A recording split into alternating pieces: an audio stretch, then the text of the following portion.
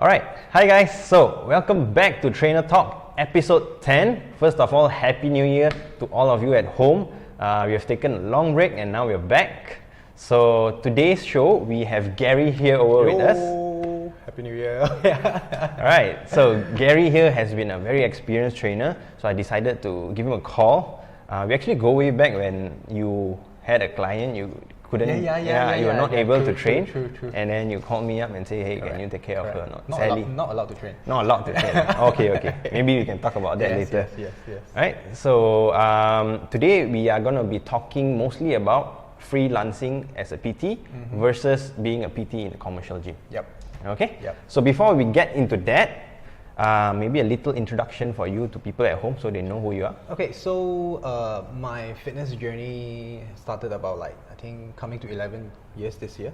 So what started off is I injured my back during karate in my school days and everything.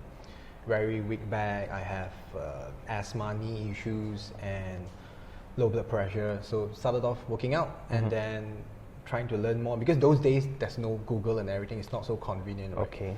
So then started taking ACE and got into training, and that's it until now. So how, are you still active in this karate thing? Or? Oh no.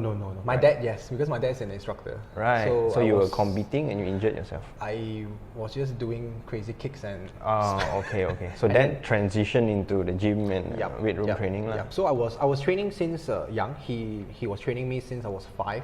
Okay. And then the whole secondary school from Form 1 to Form 5 was competing within schools, not state level. So after Form 4 I got it. Form 5 I was very slow, and you know after you graduate you don't do karate anymore, you don't compete anymore, so what's next is just weights training and exercise. Alright, okay, cool. Yeah. Okay, so nice, thank you. Anything else you want people at home to know? Now been in the commercial gym. How long have you been? About 9 to 10 years. Oh, that's a long time, man. Yeah. So far I changed 3 gyms already. Okay. And then you are now freelance trainer? I'm now freelance, is that okay? doing my own thing, trying to build my own brand. Okay, that's very nice. Yeah. So let's talk about the transition. Was it difficult? It is quite a challenge at first because you are so used to the scene of being in the commercial gym. You know, you go to the gym, that's 1,000 to 2,000 members in a gym, and you have all the attention, you have clients coming every single day, new members coming in, you have POS, you have sales passing to you. You get clients at least 2 to 3 clients a month. But when you come up to freelance, it's a whole different game plan. Okay. All right. It's like you are a big fish, all right, in a very small pond, and then now you're getting out into such a big pond. Right. So it's more like getting people to know you, be aware of you, and in a whole different level, and building that trust. Plus, when you are in the commercial scene, you know, like how a client or a member goes to the gym, they have the mindset that I want to work out. But when you're going to someone at their condo, they can just text you and say, hey, you know, I think you can just go back. I'm sure you get this before. Right. Interesting. So they don't really commit to the kind of level that we expect them to be.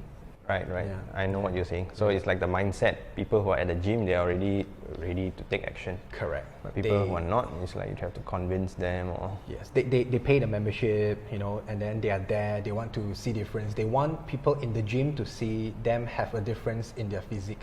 Whereas if you are in a home condo scenario, not much pressure, you know, they tend to delay and procrastinate. Okay. So maybe if, let's say there's someone new who is aspiring to be a trainer, right? Would you recommend this person to start off with a commercial gym or a freelancing? Because I don't know, 2020, it's so common, people like to have built their own brand, Instagram. Yes. It's a millennial thing now, right? Correct. So what would you advise people, since you have the real life experience, what would you advise someone who is fresh and new? I think, like I said, fitness today, personal training today, and those days is very different. Just to let you guys have an idea, those days when we become a personal trainer 10 years back, people will ask you straight, when will you get a full-time job? Right. because to them, personal trainer is not a job. Understand. But we were earning quite good money. So Status kind it's of a thing. status kind of thing. So like you're a disgrace to your family if you're a trainer. Whereas now, being a trainer, it's like you are a celebrity, you are a influencer. So if you are someone who is very famous and you have a lot of influence on social media, if you have a nice body, if you look good, you can't deny it. Okay. If you're at that kind of status, then you can start off with a freelance trainer because you have followers. This is the whole game now with social media. But if you're starting off fresh, you are a nobody, you just come in, hey, I want to be a trainer, but no one knows about me and I have no qualifications, then you have to go to the commercial gym. Because being in a commercial gym for 1 year and with the kind of stress, they will somehow just push you up and train you to be a full-fledged trainer. Nice. Yeah. So you think it's valuable that you go in there to get the stresses, to get the experience. Correct. Then You need time to build your reputation, especially in Penang. It's so competitive. Okay. Okay, and because throughout these years, we've seen those days is only less than 10 trainers. We know those legends and all, but now trainers is all over. So many already. So many in Penang, and Penang is such a small island. So yeah, I would suggest a commercial gym scene first. Okay, Yeah. okay, that's nice. And okay, you touched a very interesting topic just now. You said if this person has a lot of influence already, they can immediately be. But from my point of view, right, some of these people, they use their influence wrongly. That's the thing. Yeah. Yes. So maybe we can talk about that a bit. I think one straight on sharing is one of my clients. She follows this Instagram person, influencer. She's not a trainer. She looks good. She trains every single day. She posts her videos and photos every single day, given workout programs. And then, I mean, correct me if I'm wrong, but I've never heard of this workout. It's called shoulder bomb. Okay. Me So- neither. Show the bomb. So then I asked her, and she's like, hey, Gary, I saw this this girl, I really like her. She's got good physique. She has like how many million followers. I'm like, okay. Then she did this workout called shoulder bomb. And then I was like, can you show it to me? So this person was sitting on a bench, holding 2 dumbbells and twisting the dumbbells. Okay. Shoulder bomb. So that's called shoulder bomb. Yeah, bro. Oh, So- nice. We should all try it out later. Nice. So, yeah, I mean, like you said, they are not certified. I'm not trying to point fingers to any influencers out there, but there are a lot of influencers who are certified. They know their stuff, okay, but there are those who Misuse. misuse it. And You can say it, bro. It happens. So don't be. It happens. yeah. I think there's a sense of responsibility where real trainers have towards their clients, where they actually go and educate themselves. They do the hard work before they even get a client. correct. But now, with all these social media things coming in, it's just getting harder for real trainers to do their work. Correct. Right. Because clients have so much information out there and they are always constantly confused. Just by scrolling up their phone every day, they have all this information which is not 100% true. We trainers have to always be updated, like you said, and always have to be there to answer their questions. Correct. A lot of unnecessary questions. Those days when I start training a client, I say, okay, this is what you need to do, this is how much you need to eat, this is how many grams protein you need to do, okay, and then just do it. Now it's like, why? But I read this article, something. yeah, but it's like now, but I saw this diet. I saw this I diet. said, then you try this diet. Okay, then 1 month later, so, Right. So yeah, there's a bit more in terms of convincing we have to do right now. correct. Okay, great advice, man. Thanks for sharing. So let's talk a little bit about the difference between working in a commercial. Just now you were sharing the challenges of a freelance trainer, right? So what's the difference or the main difference between working in a commercial gym versus working as a freelance personal trainer? Working in a commercial gym, it's let's talk about the pros Okay. of being in a commercial gym. Like I said, you have all the attention. you are there, if you're an instructor, then if you're on stage, you feel like a celebrity. You're doing classes for at least 20 to 50 people every single day. Right. You walk into the gym, you feel like you are the People boss. know me. They're like, hey, wow. But so you are that influencer already, like in the gym. in the gym, in that little gym, But that's good enough, right? it depends what you want. Right. I mean, if you feel good waking up every single day, walking into the gym, feeling like I'm the guy there, then yeah, I think that's the pros. And like I said, of course, point number 2, you have clients, members coming in. You don't have to go and search for clients It's on your own. easier to get clients. It's easier because the whole fish pond is there, and you basically just need to fish for clients there. If people come to you by word of mouth or from social media on the outside, it's a plus. So, But how often does that happen, right? correct. And if you're teaching classes, you have, let's say 1 week I used to do 10 classes a week. Wow. Then you have that kind of fixed income 10 group classes, you mean? a week, yeah. Okay, So, not PTs. I used to do 40 class a month. Okay. And there was one max that I really just knocked out, 140 sessions, Oh. PT and 48 class. Right, So no, right. don't No, do that. No, Okay. that's not advisable. Huh? Take Yeah, care at home. you'll just burn out. You'll just burn out. Yeah. So, but being in a commercial gym, it's like I said, very good to start off because the advantage is you have a lot of people. You're trained. Know what you do during PT. Like I think I saw a video like you do press phone or Right. you just place your client there and then you go and talk to other people. Everyone is watching. And the funny thing is, it's still happening until It's still today. happening. Huh. It's still happening. I mean, it's okay. I think some of you know, right, who I'm talking about. So it's still happening. I think in a way now, people take it for granted. It's like how you and I we take personal training professionally. Someone pay us X amount of money. This is the 1 hour attention that I give you. Correct. Even though sometimes when I have an emergency, let's say if my wife calls me, I have to ask their permission. Can I pick up the call? And then they're like, okay, then I'll just do it. I will usually just cut off and give them the attention because this is a service. Correct. It's like a customer relationship. Exactly. But if someone pays you X amount of money and then you are there just scrolling up your Facebook, It doesn't make sense, right? might as well that person just True look lah. at YouTube. It's like if you go to a dentist, right? He's doing and then he leaves you. He yeah, goes to yeah. Or taking a selfie halfway. Yeah.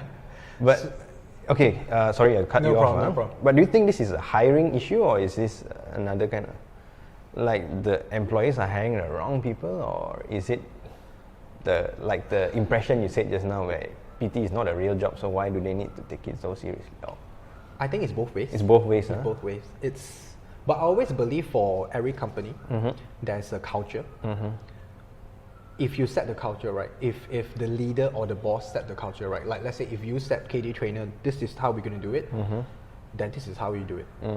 But if you don't set it, then People go on their own rules. yeah.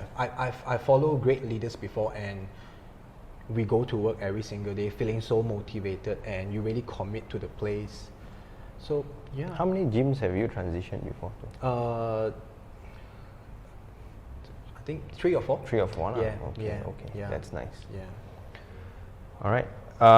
So we're gonna take a short break. Is that okay, Gary? Oh, yeah, sure, We'll take a sure. short break. Then we will come back and discuss about the group class you were talking about. Yes. And also, Gary recently has a Newborn. newborn, right? That's a great milestone in his life. So I really want to know how you balance your life. Okay. I personally want to know how you balance it. You having one soon? No. Okay. I'm not as lucky as you, but that would be an interesting thing to share to Okay, people at home. okay, Right? can. Okay. All right. See you guys soon. Thank you.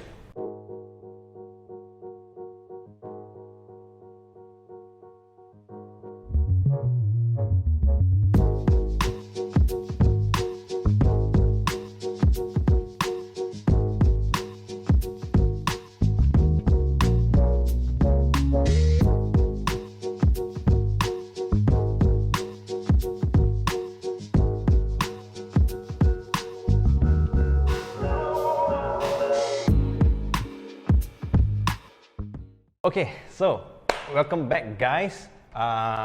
nice, lovely break we had. I got some secret info some more. not gonna share with you all. Okay, just kidding. So just now, Gary was saying that he has crazy work hectics in the past in the commercial gym, Correct, right? correct. Juggling between group classes and PT, pushing 140 sessions, 160 sessions per month. So let's talk about that. What's the difference between group class and PT? Because I think you're the first group class instructor we have had on the show. Yeah. Okay. I think being a group class instructor, you have more exposure to the members because you're up on stage. Members will join for sure, even though it's 5 people or 50 people. Because it's free, right? Correct. I mean, they pay for the membership. Yeah, okay. So it helps during your personal training because you don't have to sell yourself more. It's not cold anymore. Correct. You're there on stage. But by doing classes, which what a lot of members don't know, you know, when we do PT, we are there, we are just advising. It's more of a mentally attentive. Draining, the attention, the focus. Correct. But classes is very different. You have to prepare your class maybe 1 hour or 1 day before. Because I used to teach Les Mills. I'm sure you guys know Les Mills. It's all choreographed, and every quarter we have new launch of music. So you have to follow it 100%. Choreography and tempo and everything. So you have to prepare for it. If you screw up, let's say during let's say if you do clean and press, and then it's supposed to be fast, right? But you thought it's clean and press, but then the music slowed down. Oh, bro. Right. So it's a slow clean and press. Correct. So you have to be on your game all the time, no matter how tired you are, how because all eyes on you. All eyes on you, or if you were sick, or if you have a rough night with your family or your girlfriend or anything, it doesn't matter. If you're there on stage, you have to put your game face on. True. But I think the same can be said for PT as well. Correct. But PT is more of a one-to-one thingy where we just put it on one-to-one. Like I'm talking to you now, you know, it's more of an eye contact thingy, but on the stage, it's very different. Yeah. It's very different. So it was a tough, I think 1 or 2 years back then, when I was doing crazy PT and group classes, class at the same time. I don't even have time to shower. I don't even have time to talk to anyone. I was finishing PT, 5 minutes, ran up to class, done, came down, changed, no shower, group class, continue PT, and just. So it's like morning to night. All I was doing at 7 a.m. in the morning. Then you go finish back. about 11, go back, lunch, take a nap, wake up, repeat. Then 5 to 9, repeat. For 7 days a week. 7 days. Weekend I do only half day. Okay. But I just knock out for the rest of the day. Right. Yeah. Just take that time to rest. Yeah. Okay. So it's been really crazy, right? You have been juggling all these hours, and now that you have a newborn with you, yes, I can only assume it's getting crazier. Oh yeah. Right. So that's why maybe it pushed you into transitioning into a freelance, so you buy yourself a bit more time. Correct. Right? Is that one of the reasons? Yes. Okay, so maybe you can, but you're still doing classes and all right now? I'm not teaching classes anymore, only personal training. Doing PT classes, only right? PT classes. Okay. And online coaching. Okay. Yeah. So are the hours still as crazy or? Oh no. It's very different. Okay. It's very different. Yeah. You. So the hours have been shifted to the baby. Correct. Okay. Even at night. So still crazy? Still crazy, but at night, waking up every 2-3 hours. Okay. Yeah. And I think you're also the first father on the show. So why not you share with people at home, like how maybe people who want to be trainers outside, they already have a family. Yeah. Right. So how do you juggle between life and work? I mean, family time and work time. How do you manage? Just have to do it, no lah. I think I just let it flow, man. Just let it flow. Like honestly now, I'm wearing my specs because to cover my dark circle. Right. Good trick. It's really bad. So yeah, I should get one too. I was waking up like every 2-3 hours for the past 6 weeks. Then plus I have to, Sorry, you were what? Getting up every 2-3 hours. for the past 6 weeks, because she cries well. Okay, He okay, cries okay, and okay. you feed him, Okay, then okay. my wife and I have to wake up and tend to him, right? He poop, Alright, hungry and crying, yeah. So, been lack of sleep. So that is quite a challenge, and mentally, where you are so tired and you're so exhausted, you have to go to work for sure, because I have to earn a living. Okay, let's be straight here. And then I have to cook for my wife. I mean, I love cooking, and while I cook for her, then I just cook extra for myself. Right. Yeah. So training wise, I'm not going as crazy as I used to be. I don't go so heavy anymore. Now it's just more hypertrophy and like 12 reps, and then Okay. depends. Sometimes if I feel really tired, and this is to everyone out there, if you feel really tired, just go back, do a light workout, take an active recovery, and just rest. You know, rest mentally and physically. Yeah. So like this week, I know it will be quite crazy. Plus Chinese New Year is coming, so I think I'll be doing only a 3 to 4 days training. So this is how I plan around. Understand. Yeah. So I think that's really better, right, for the whole psyche, and physically and mentally, Yeah. you can serve your clients better Correct. as compared to what you just told us just now, right? Correct, Because you were just pushing in sessions, and I mean, if you're pushing so many sessions in the past, the quality will drop eventually, right? For sure. Right? For sure. Towards the night, Yeah. when you're so worn Exhausted, out. Yeah. correct. Even if your quality don't drop, even if you try to push yourself and focus throughout that whole 8 You sessions, yourself will drop, yeah. But when I go back, right? I don't talk at all, Right. because I'm so tired by talking and teaching and guiding 8 clients a day. When I'm back, boom, knockout. Then my wife will just like, hey, talk to me for half an hour. Yeah, you have to give up that already. True story, yes. True story, yeah. Yes. So That's I real mean, pain. grateful for her to be so understanding on that part. Yeah. But now it's more of a balance, Even my clients say, hey, Gary, you're much happier, you're more bright, and my focus is there. So it's more of a quality versus quantity. Right. Yes. So the priorities have changed now. Correct, for sure. Okay, so I think thank you so much, Gary, for your sharing. So one last advice, right, for people out there who are still thinking or on the fence between commercial gym and freelancing. What's your best advice for them? I think my advice for them is, if you're on the commercial scene already, okay, build up your profile, and let's say if you're in Penang, make sure Penang know who you are. Get as many certifications as you can. When you're out in the bigger pond, you won't be so scared, and you have a better reputation. And no matter what you do, don't screw up your reputation, because Penang is so small. Whereas for those who are already in, let's say, freelancing, they are trying to struggle into a commercial gym. I mean, there's always pro and cons. The grass is greener or not always greener on the other side. It depends on, do you want to have a very flexible time for yourself, then become a freelancer, like me. I'm building my own brand now and everything, what I want to do. If you want to be very fast and quick and just push yourself for 1-2 years and build up your name, then go to a commercial scene.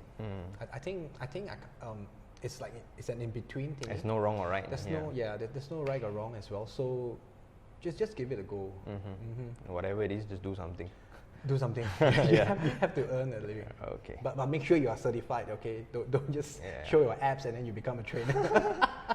Gotta do a service to your clients. Correct. All right. So thank you so much, Gary, for coming all the way here. Thank you for inviting. It has been great talking to you. Okay. Thank you. And so for you guys who are looking for a freelance trainer around the Tanjung Tokong region, hit Gary up. Gary Fitness Architect. Gary Fitness Architect. I'll leave a link below so you can find out or follow Gary and ask any questions if you want to. Okay. So thank you guys for watching. See you next time. Thank you.